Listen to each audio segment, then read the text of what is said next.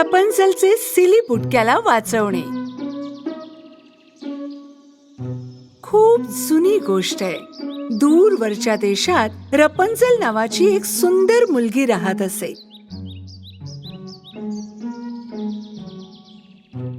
एक दिवस रपन्झल तिची सर्वात चांगली मैत्रीण क्लॅप्सी सोबत जंगलात फिरायला गेली.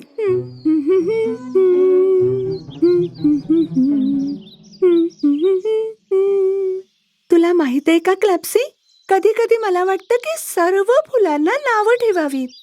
जसे इकडे बघ, याचं नाव आहे कॉटन कॅन्डी आणि हे सुंदर आहे रेड फुल मून. जेव्हा रपन्झल आणि क्लॅप्सी फुलांमध्ये मस्ती करत होते तेव्हा त्यांच्यापासून खूप दूरवर स्नो व्हाईटच्या लहान मित्रांपैकी एक सिली बुटका जंगलात हरवला होता. वाचवा वाचवा, कोणी आहे का? मी इथे चिखलात बुडतोय. हे बघ रपन्झल, याचं नाव क्लॅप्सी, तू तो आवाज ऐकलास का? कोणता आवाज? वाचवा, मी चिखलात अडकलोय. कुणाला तरी मदतीची गरज आहे क्लॅप्सी. रपन्झलने क्लॅप्सीला तिच्या केसात माळलं आणि वेगाने धावू लागली. सिली बुटका चिखलात पडला होता आणि जवळजवळ पूर्णपणे बुडाला होता. तो ओरडल्याबरोबर रपन्झल त्याला वाचवायला आली. अरे नाही, मी बुडलो. तो बघ, थांब, आम्ही तुला वाचवू. रपन्झलने तिचे केस घट्ट पकडले आणि चिखलात अडकलेल्या सिली बुटक्याकडे फेकले. तू हे एका हाताने पकडू शकतोस. चल, हे घट्ट धर. ठीक आहे, मी पकडलेत. आता मला बाहेर ओढ.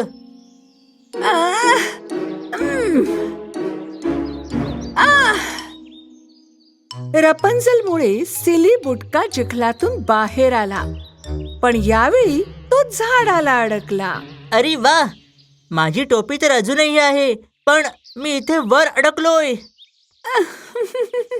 तू पण ना सिली बुटक्या? काय? तुला माझं नाव कसं काय माहिती? नाही नाही, मला माहित नाही. मी तर फक्त तुझा मूर्खपणा पाहून हसत होते. धर हे. सिली बुटका रपन्झलच्या केसांना धरून झाडावरून खाली घसरला. वो वो वो वो वो वो वो वो वो. तुझे खूप खूप आभार. तू माझा जीव 2दा वाचवलास. हे जंगल सरप्राइजेस ते भरलंय. तुला नेहमीच सावध राहायला हवं. सिली बुटका बोलणारी क्लिप पाहून आश्चर्यचकित झाला. अरे बापरे, ही हेअर क्लिप बोलते का? हिचे नाव क्लॅप्सी आहे. एका चेटकिणीच्या भयानक जादूमुळे ही हेअर क्लिप झाली. ही एक दुःखद गोष्ट आहे. आणि मी रपन्झल आहे. तू कोण आहेस? मी सिली बुटका आहे. मी स्नो व्हाईटच्या लहान मित्रांपैकी एक आहे. ओ, मला कळायला हवं होतं. सिली बुटक्या, तू आमच्या स्नो व्हाईटला ओळखतेस का? हो, मी तिला चांगलंच ओळखते. आज स्नो व्हाईटचा वाढदिवस आहे. महालात खूप जंगी पार्टी होणार आहे. तू पण माझ्यासोबत येणार काय? ओ, ही तर खूपच चांगली कल्पना आहे, हो ना क्लॅप्सी? जर वाढदिवसाचा केकही असेल तर मी नाही का म्हणेन. खूप उशीर होण्याआधीच आपण तिथे वेळेवर पोहोचायला हवं. चला माझ्या मागे या. रपन्झल आणि क्लॅप्सी सोबत थोडा वेळ चालल्यानंतर सिली बुटका अचानक थांबला.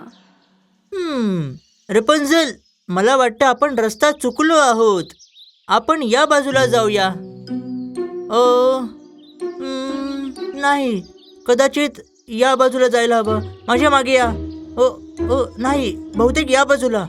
या बाजूला नाही, या बाजूला नाही, इकडे या. सिली बुटका वेगवेगळ्या दिशांना यासाठी धावत होता कारण तो सगळ्याच वेगवेगळ्या रस्त्यांमध्ये गोंधळला होता. सिली, जर तुला योग्य मार्ग मिळाला नाही तर आपण पोहोचेपर्यंत पार्टी संपून जाईल ना. रपंझेल आणि सिली बुटक्यांना या गोष्टीची जाणीव नव्हती की योग्य मार्ग शोधता शोधता ते हिलाच्या गुहेजवळ पोहोचलेत. माझ्या राणे, आनंदाची बातमी, आनंदाची बातमी, आनंदाची बातमी. डंकाव, मला का त्रास देतोयस? माझे राणे, तुम्ही स्वतःच या आणि तुमच्या सुंदर डोळ्यांनी बघा ना. जेव्हा हेलाने तिच्या गुहेखाली पाहिलं तेव्हा तिला रपंझेल आणि सिली बुटका दिसले. माझा विश्वास बसत नाहीये. चल डंकाव, त्या बुटक्याला पकडूया, जेणेकरून स्नो व्हाईट पुन्हा आपल्याकडे येईल. हेलाने तिच्या हातांमध्ये जेलीपासून एक जादूचा बॉल बनवला आणि तो गुहेच्या उतारावर सोडून दिला. जेली बॉल गडगडताना आणखी मोठा झाला. माझ्या राणी, जरा बघा तरी, द्राक्षांची जेली मोठ्या बॉल सारखी चाललीये. जेव्हा सिली बुटका, रपंझेल आणि क्लॅप्सी जायचा रस्ता शोधत होते तेव्हाच हेलाचा जादूचा बॉल सिलीवर पडला आणि तो त्यात कैद झाला. अरे, हा कुठून आला? द्राक्षाच्या जेली सारखा वास आहे. ओह, हे काय आहे? काय चाललंय हे? मी काहीच नाही केलं. मी काहीच नाही केलं. मला वाचवा. जोपर्यंत रपंझेलच्या लक्षात आलं की काय झालं आहे तोपर्यंत सिली बुटका आकाशात उडू लागला. ओह नाही, ओ नाही. सिली बुटका सूर्याच्या जवळ पोहोचेल तेव्हा माझा जादूचा जेली बॉल विरघळू लागेल आणि मग त्याचा केकचा तुकडा बनेल. नाही डंकाव, विरघळून जाईल. आणि जेव्हा हेला तिची विश्वासघाती योजना समजावून सांगत होती सिली बुटका आकाशात उडत चालला होता.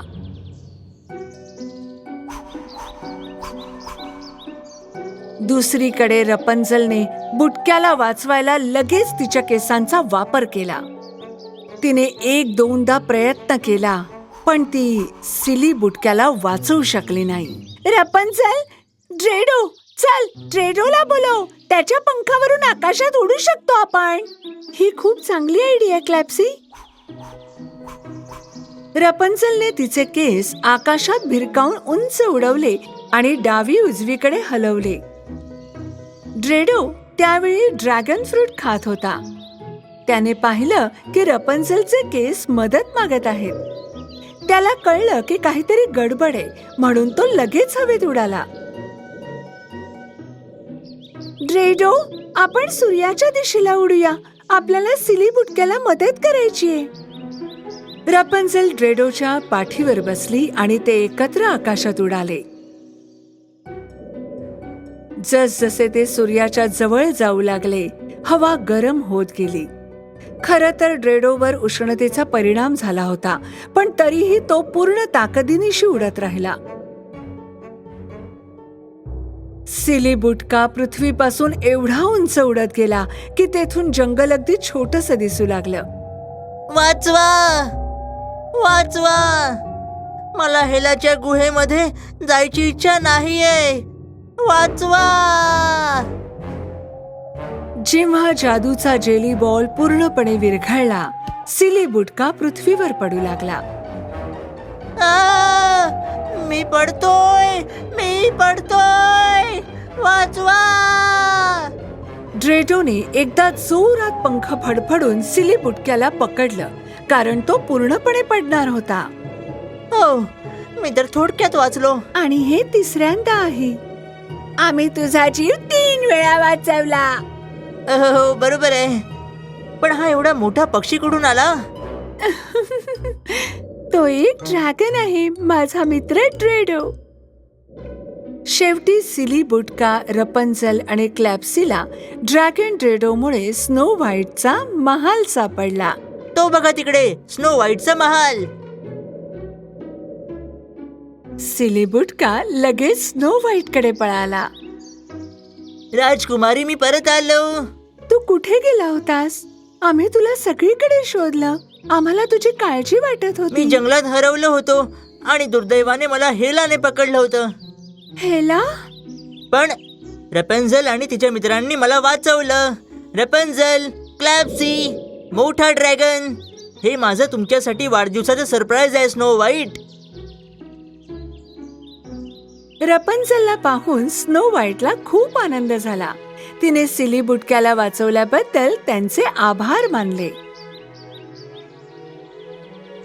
ओह, किती छान सरप्राईज आहे. भेटून खूप आनंद झाला. Happy birthday snow white. Thank you. महालात जाऊया आणि मज्जा करूया. या 2 सुंदर राजकुमारींनी वाढदिवसाच्या पार्टीमध्ये खूप डान्स केला, खूप मस्ती केली. दुसरीकडे हेला आणि डंकाव अजूनही जेली बॉलच्या विरघळण्याची आणि सिली बुटक्याच्या पडण्याची वाट पाहत होते. मी काय म्हणतो माझ्या राणी, मला आश्चर्य वाटते की जेली बॉल अजून कसा विरघळला नाही. तो केव्हाच विरघळायला पाहिजे होता. डंकाव, जा आणि बघून ये, सिली बुटका अजूनही हवेतच लटकलाय की काय. ठीक आहे माझ्या राणी, मी आता जाऊन बघतो.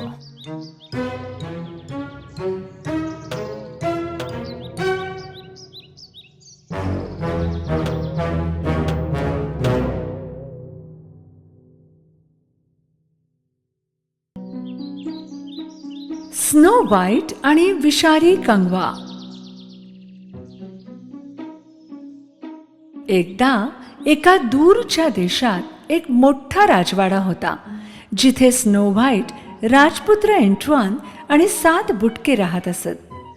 एक दिवस राजपुत्र एंट्वान आणि स्नो व्हाईट घोड्यावरून फेरफटका मारायला गेले आणि बुटक्यांनीही फिरायला जायचा निर्णय घेतला.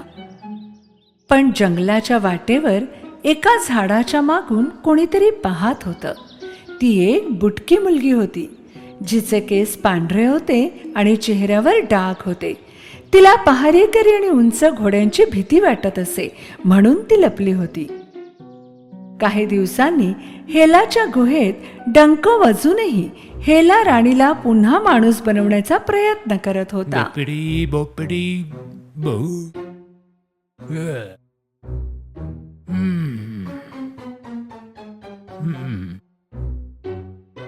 माझ्या प्रिय राणी, माझ्याकडे तुला पुन्हा परत आणायची आयडिया आहे.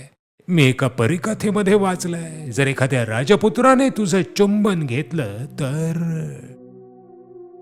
डंकावने मंत्राच्या पुस्तकातून युवा मंत्र पाहिला आणि ते जादूचे शब्द उच्चारले.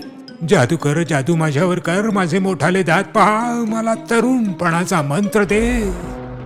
त्याने स्वतःचं एका खूपच सुंदर राजपुत्रात रूपांतर केलं.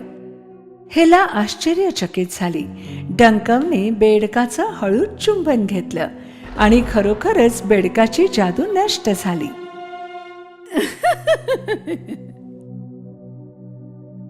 वा, फारच छान. कुणाला सांगून खरं वाटेल की तुझ्याकडे ही आयडिया शोधण्याची बुद्धी असेल. आता पुन्हा तुझ्या कुरूप डंकव रूपात परत ये. पण माझ्या राणी, मी असाही छान दिसू शकतो ना.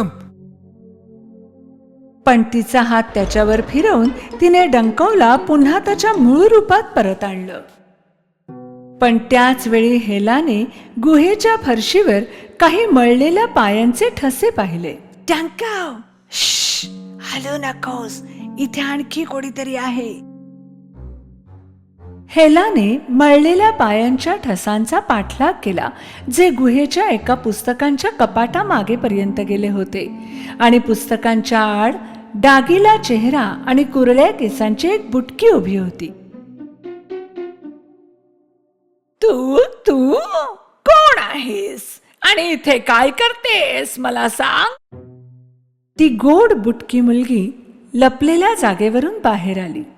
मला क्षमा करा, मला थंडी वाजत होती आणि झोपायला जागा हवी होती. मी 7 बुटक्यांची झोपडी शोधत होते, पण मी जंगलात रस्ता विसरले. माझं नाव फ्रेकल आहे.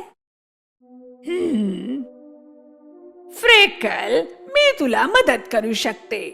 ते 7 बुटके आता जंगलात नाही, स्नो व्हाईटच्या राजवाड्यात राहतात. एका राजवाड्यात? मी बुटक्यांना भेटले आहे. ते स्वतःला फार शहाणे समजतात आणि त्यांना अजिबात काळजी वाटत नसेल की तू या भयंकर जंगलात फिरत आहेस. माझ्या क्रिस्टल बॉल मध्ये पहा. हेलाने बुटकीला दाखवलं की बुटके राजवाड्यात किती आनंदात होते आणि फ्रेकलला खूप एकटं वाटलं. मी तुला एक गुपित सांगते फ्रेकल. तुला फक्त स्नो व्हाईट साठी काहीतरी चांगलं करण्याची गरज आहे आणि मग ते सगळे तुझे मित्र होतील. हा कंगवा घे आणि याने तिचे केस विंचर, म्हणजे तू सुद्धा तिच्या एवढीच प्रसिद्ध होशील. मग ते तुला आमंत्रित करतील त्या राजवाड्यात राहायला. पण हेलाने तिला हे नाही सांगितलं की ती तो कंगवा विषारी करणार आहे. ती त्याच्यावर एक जादूचा मंत्र टाकणार होती, जेणेकरून कंगवा स्नो व्हाईटच्या केसांना लागताच तो सुंदर राजकन्येला कुरूप आणि म्हातारा बनवून टाकेल. फ्रेकलने कंगवा घेतला आणि तिच्या बॅगेत ठेवला आणि दुष्ट राणी हेलाने तिला राजवाड्याच्या वाटेवर पाठवून दिलं. जेव्हा फ्रेकल जंगलातून जात होती, एक रंगीत पाखरू तिच्या डोक्यावरून उडत गेलं. त्याचं एक सुंदर पंख फ्रेकलच्या हातावर पडलं आणि म्हणून तिने ते आपल्या केसात माळलं.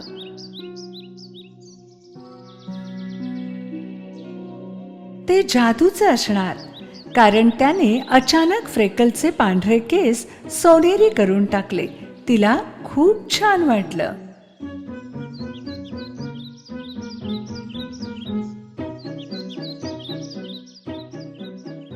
त्याच रस्त्यावर 7 बुटके खाणीतून पुन्हा राजवाड्यात जायला निघाले होते.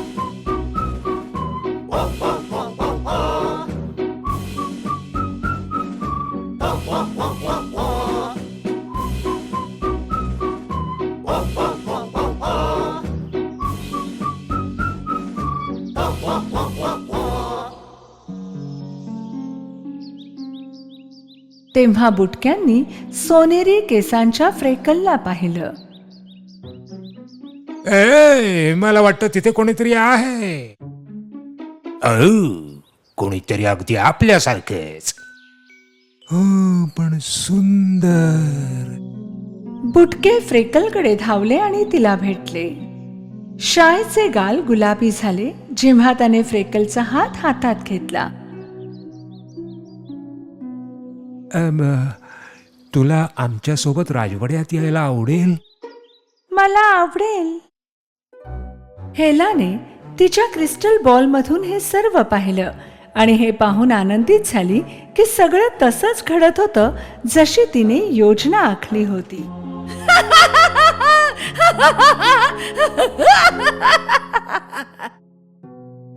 बुटके शेवटी राजवाड्यात पोहोचले.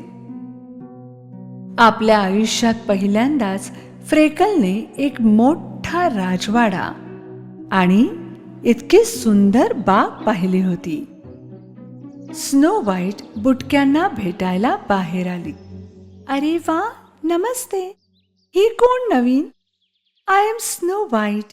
तू 7 बुटक्यांची नवीन मैत्रीण आहेस ना? हो राजकुमारी, माझं नाव फ्रेकल आहे. धन्यवाद राजकुमारी. फ्रेकलने स्नो व्हाईटला सांगितलं की आता तिला एकटं राहायचं नाहीये आणि राजवाड्यात त्यांच्यासोबत राहायला तिला आवडेल. मी तुझ्यासाठी एक खोली तयार करते फ्रेकल. तुम्ही किती प्रेमळ आहात. तुमचे केस खूप छान आहेत, सुंदर आहेत, केवढे मऊ आणि रेशमासारखे. मला तुमच्यासाठी आणलेल्या कंगव्याने तुमचे केस विंचरायची इच्छा आहे. फ्रेकलने कंगव्याने स्नो व्हाईटचे केस विंचरायला सुरुवात केली.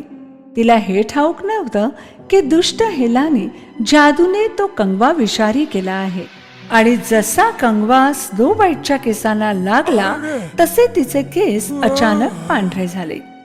स्नो व्हाईटचा चेहरा म्हातारा दिसू लागला आणि सुरकुत्या स्नो पडल्या. व्हाईट राजकुमारी, तुमच्या चेहऱ्याला काय झालं? झालं एकदाच. राजकुमारीने छोट्या कोंडात वाकून पाण्यात प्रतिबिंब पाहिलं.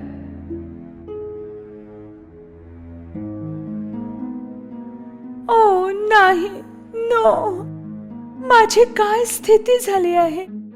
बुटक्यांनी लगेच फ्रेकलच्या हातातून कंगवा घेतला आणि पाण्यात फेकून दिला.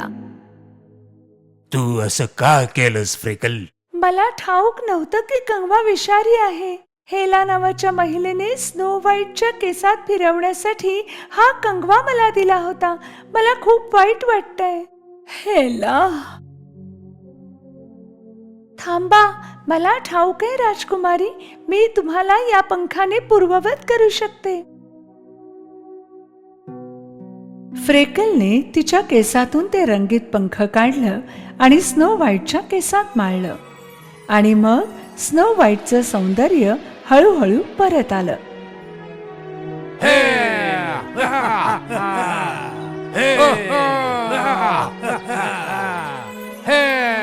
धन्यवाद फ्रेकल.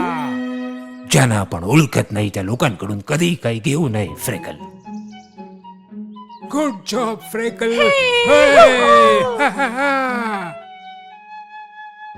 तेव्हापासून फ्रेकल आनंदात होती आणि राजवाड्यात तिच्या मित्रांसोबत राहत होती.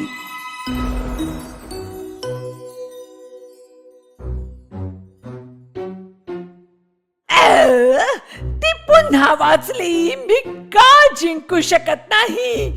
फक्त एकदा.